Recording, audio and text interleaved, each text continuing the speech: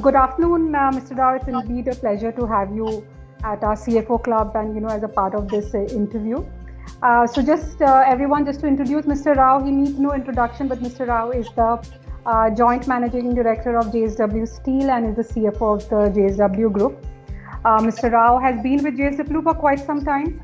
But just to start off, you've had a very exciting journey at JSW. The company's also done phenomenally well and has grown over the past many years. So just wanted to understand from you that how has your journey been? What has been your challenges, your learnings? What is it that you've found most exciting in this role that you've held? No, it is really a very exciting journey. I joined as CFO in the year 1997. At that time, the company was implementing the integrated steel plant, which was half completed. So the tasks at the time was to get the project completed and then see what kind of growth that could be calibrated for the group, for the company. So that was the task. So those 3-4 years I think were testing times. So 97 to 2001, when the markets were very tough for steel sector, and the raising funding was very difficult in the market. So that was the time where the real skills of CFO were tested. It was very satisfying to see that the company finally completed the project, and that project also got completed at the right time when the steel industry started looking up, particularly due to China joining WTO, World Trade Organization, in the year 2001. It was a turning point. At the right time, the project got completed. We were in the market. Thereafter, I don't think any time we look back. There were a lot of learnings during that period. So those learnings enabled us to see that we maintain very strong balance sheet, at the same time continue to grow the business. So I think the way today the JSW is as the largest steel company in India, through both organic, inorganic growth, and also have operations overseas. In addition to steel, and also diversified into other businesses like power, ports, cement, paints. The group has become almost more than 1 lakh crore, as against 3,000 crores at the time when I joined the group. So this is a very interesting journey. It is very satisfying journey. It's really sort of so good to hear from you. Tough times, as as the industry has gone through up and down, but then to become the largest steel company in the country is saying wonders about this. So another thing that I also noticed, Mr. Rao, is that the second wave hit everyone pretty badly in terms of our employees, and we've seen that JSW Steel has announced large capex plans for the next 3 years. The kind of investments that you're looking at, more than 47,000 crores, all of that is happening. So how do you see, COVID has become also sort of, we don't see it going away. There are talks about third wave, and we don't know what's going to happen in the future. So how do you see, the business and the growth happening in the next decade or so as you look forward?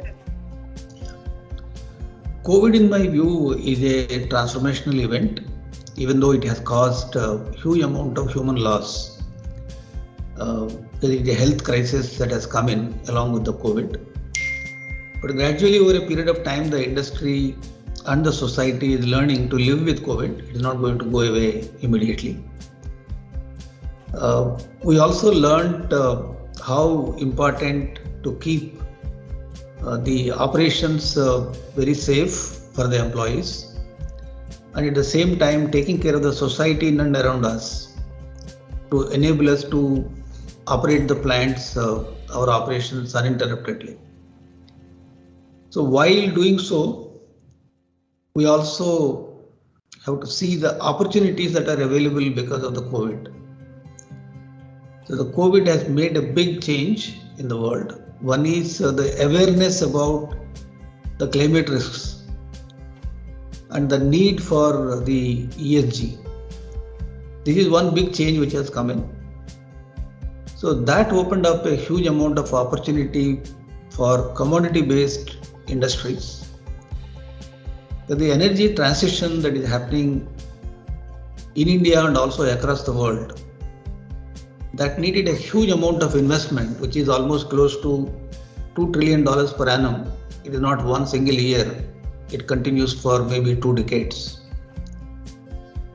So this type of investments, which incidentally is commodity intensive, is opening up a huge opportunity for steel companies in particular.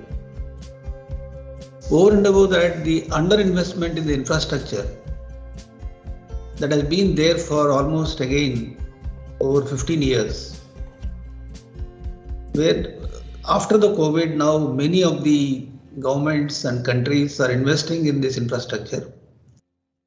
So that infrastructure more of ESG focused, and at the same time developed economies, they are replacing their existing infrastructure, and developing economies are constructing, like India, a new infrastructure for the economy. So this is another event which is again a commodity intensive growth that is happening, as we have seen in the year 2000 to 2014. So this opportunity is awaiting, then we should use this opportunity for further growth. That is why, as a counter-cyclical investment, which we always did in the past, JSW Steel has embarked upon a growth plan to take our capacity from existing 27 million tons to 38 million tons in the next 3 years' time. So I think whoever has the capacity, I think they will be the winners.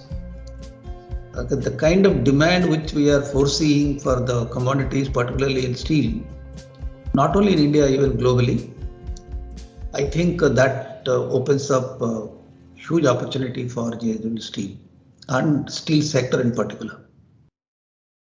So, Mr. Rao, you sort of touched upon ESG and just taking that discussion forward, even from the government side, in India, globally, there's a lot of focus on ESG per se, and, you also covered that. So I see, new capacities in the renewable energy space. So what are your plans in the renewable energy space that way? And what else are you looking at, driving in the ESG area? ESG now has to be embedded as a part of business strategy. There is no way any business can avoid if they have to survive and have a sustainable business model.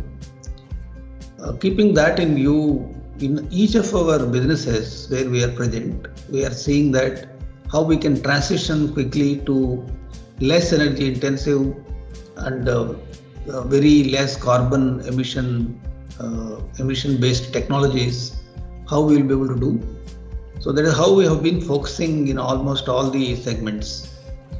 So if I look at our JSW Energy, which is a power company, in that power company earlier we were focusing on fossil fuel based power plant. So we have 3,150 megawatts of power plants operating in India, quite profitable. And also we have close to 1,500 megawatts of hydro-based power plants. So total we have 4,500 megawatts. But we stopped growing this business for the last few years. We were seeing clearly what is on the horizon. So there is energy transition is happening. So it is not viable at all to set up new coal-based power plants in India. That is why we have a lot of cash flows which were getting generated in the business, but we didn't know where to invest that capital. But we were very careful not committing any capital expenditure for the power plants, for the coal-based power plants. So we waited for having an understanding about the solar-based power plant and technology and its future. So from the last year onwards, we started looking at very seriously about investing in the solar and wind-based power plants. Now we have almost 2,500 megawatts power plants which are under implementation, So we wanted to take it to 10,000 megawatts by 2025 and further to 20,000 by 2030. That is how we are growing that business. But we are not growing anything as far as coal-based power is concerned. Over a period of time, it gets faded. Then in the case of steel and cement, these are the two segments where these sectors are identified as hard to abate in reducing carbon emissions. So that's why we have been crafting our ESG policy, how we will be able to grow the businesses and at the same time it will be less carbon intensive. So India, in the case of steel sector, every ton of steel that is produced on an average 2.5 tons of carbon emission is there. So in our existing plants and also new expansions which we are doing, we are planning to reduce it below 2 in the next 10 years, that is by 2030. Below 2 means the world's best today may be in the range of 1.8. So we want it to be the world's best. That is how we are planning to adopt new technologies and also improve the input efficiency. So that is how we have taken a lot of steps and identified that we will be very good in terms of technology and sustainability and ESG side in the steel. Thereafter, I think there is a lot of R&D that is going on, how to use hydrogen replacing the coke or coal in manufacturing steel. So after 2025, we find it will become affordable, it will be economical to use hydrogen-based steel making. So we will move into that direction once that is established and become competitive and affordable as far as steel is concerned.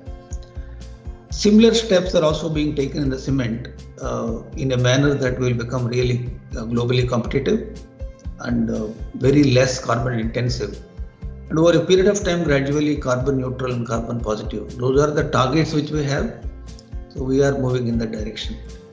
So I talked about only E, but at the same time, what we learned during the COVID is that it is not necessary, it is not only a necessary condition that one should have a license to operate the plants, either steel or cement or XYZ. It is very much essential to have a license from the society.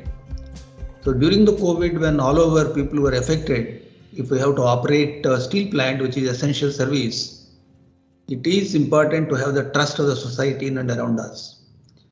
So therefore, license from the society to operate our plants or to operate the business or to do the business is very, very important aspect. So the social in the ESG has also become very, very important as a part of business strategy. So we are giving a huge amount of importance to take care of all the stakeholders with whom we touch upon in doing the business. Either you take society or you take employees, suppliers or vendors or customers. The last point is governance. Governance side, the kind of processes we are setting up, that way the decision making is right and all the appropriate points are taken into account while taking the decision. And very, very robust systems and processes are in place. And digital tools are adopted, thereby the human intervention and bias is avoided at the time of governance.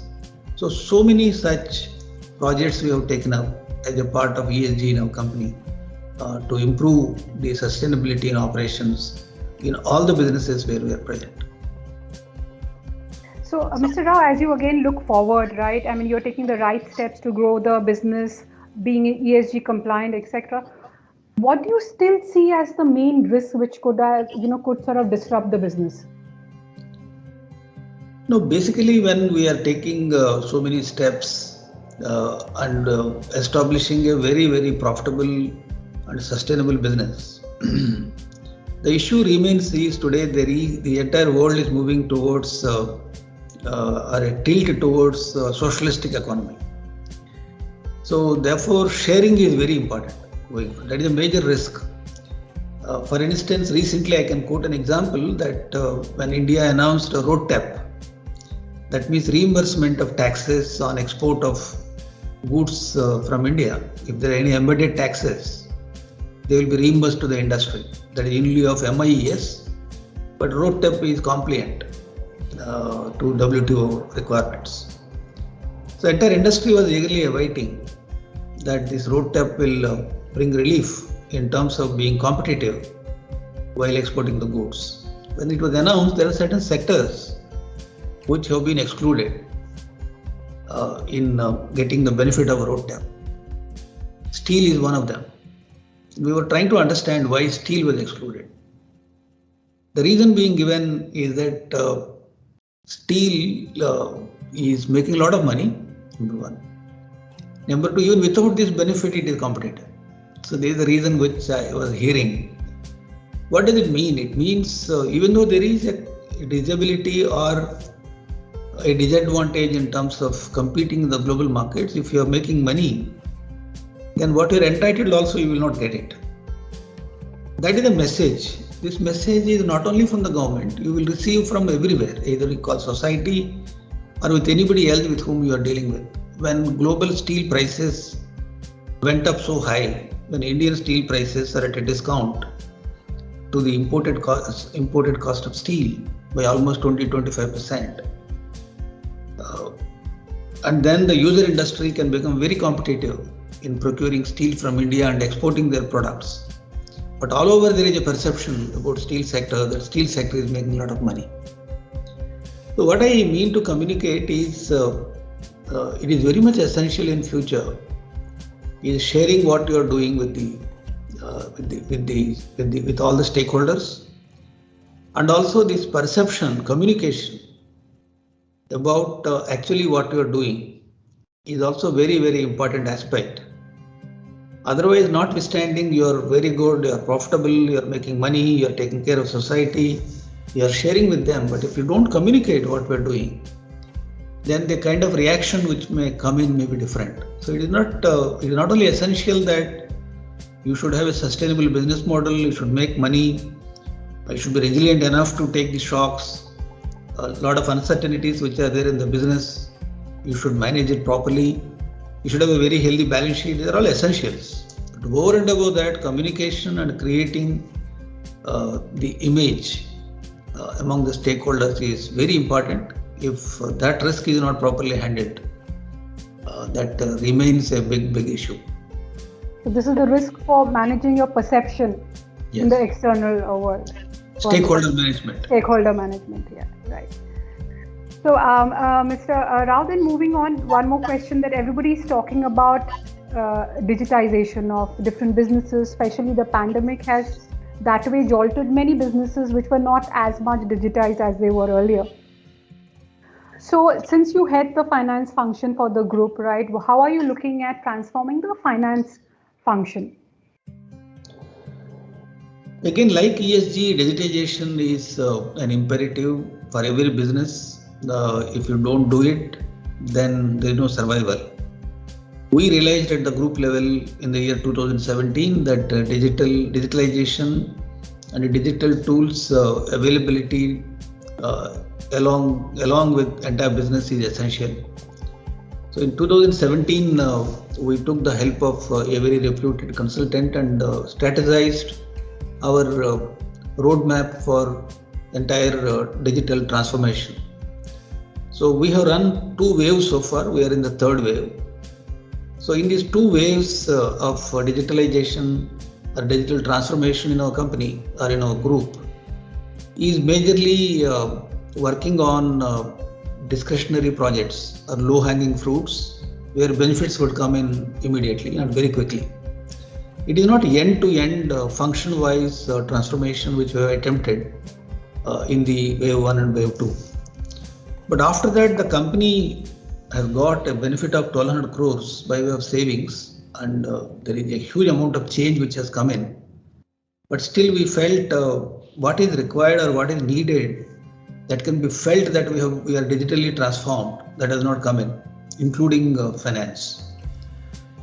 So this year we have taken up function by function, end-to-end transformation. That is what we have taken up. So the finance function is concerned, even though there are a lot of projects which we have run. Today there are almost 210 projects we are running in our company for digital transformation. But finance is concerned, we said end-to-end, all the functions from order to cash to everywhere. We have taken up these projects. If somebody wants to open LC, how we can do it paperless and directly goes to the bank, LC get opened. Similarly, when a customer, we have to deal with the customer, how it can be done. So everything is digital. So in this context, we have again picked up very reputed agency for implementation. So this, I think, in the next 9 months' time, entire finance function is getting transformed. That is how we are working on. So leading from this, Mr. Rao, again to looking at data and analytics, DNB, as you're aware, is a data and analytics company. So I also wanted to understand from you, being part of such a large group, how are you looking at data and analytics per se in growing your business? Today, data is like currency, very, very useful. But having data itself is not enough. A lot of analytics is to be done. So in order to use the data in the most efficient manner, what we need is now data engineers. We are not able to get data engineers. That is one challenge which we are seeing. So we have now put a program of training the staff, our own staff, reskilling them or upskilling them through various programs, and developing in-house the data scientists. So we created a center of excellence, digital center of excellence, and as a part of transformational journey which I just explained, we are also looking at upskilling the people and then getting the data, analyzing them, and then enable the decision making in the most efficient manner by having the data itself. So that is how we are using the data and upskilling the people, and then setting up several algorithms at each place of business. Thereby, the decisions are taken correctly and timely and efficiently. So another thing that I also wanted to ask with you, Mr. Rao, that being a large group, how are you sort of working with SMEs? They become very critical for the growth of the country. There's a lot of government focus also in growing the SMEs. And I read also about JSW1, about creating an ecosystem for the SMEs. So wanted to understand a little more about that and what's your vision on that? Yeah. No, today the way the business is being run is solution oriented. You have to provide solutions to the customer. And at the same time, it is at the click of a button, it has to go to his house, wherever it is wanted, whether it is steel or whether it is any consumer durable item. So how we can sell the steel in a manner that Amazon sells the consumer goods or any perishable goods. So that is the system we have in mind. With that, we started developing the JSW1 platform. It is one of the very good platform we are creating. It serves two segments of the customers. One is MSME separate, which gives building solutions, and at the same time retail. The second one is retail. So in the MSME side, we are bringing in all our distributors on the same platform, and also we are bringing in logistic providers. We are also bringing in financiers to the same platform. So if a customer or MSME wants to procure steel of X grade or Y grade, then he can get from us and we can deliver from the nearest distributor to him. And the sub-financing is possible from the bank on the same platform. And even logistics, the service providers are there, so they can take from our warehouse and then deliver to him. So that is the kind of an integrated model which we are creating on the JSW1 platform. It will be very, very useful for MSMEs. Over and above that, building solutions we are providing to retail customers. So it is not only selling steel, it also includes our products which are there in the group like paints and also cement. Over and above that, we are also permitting other building material producers to come on this platform and sell their products. In addition to that, if somebody wants to build a house, We are also providing here a consultancy. So there are architects, there are consultants, designers who are there on the platform. So they can give the entire design for constructing a house and also provide everything, all the materials that are required for constructing a house, that is provided in this platform. So we already launched for MSMEs, JW One platform. Business is already started. It has a huge future the way it is coming in. So that way we are working on this to to increase our business in the retail in a big manner, and also to help the MSMEs in a holistic manner by providing solutions. Good. Thank you so much, Mr. Rao. One last question. There are a lot of also aspiring CFOs who watch these interviews. So just wanted any advice for aspiring CFOs? As my experience since 1997, almost 25 years in this group, and prior to that, maybe another 20 years before that. What I learned in the finance area, particularly as a CFO, is that how we can maintain a very healthy and strong financial position of the company with enough liquidity at all times. Thereby, anything which hits us, then we will not go down. For an example, for instance, when India opened up in 1990 for steel sector, many steel companies, many private sector steel companies entered into this business. If you count today how many have survived, very few, one or two. Many of them have gone. The main reason behind that is how we continue to grow our business. Because if you don't grow, then there is no future. So how as a CFO you will be able to balance the growth with a very strong, maintaining strong financials, balance sheet and liquidity in the company is very, very important.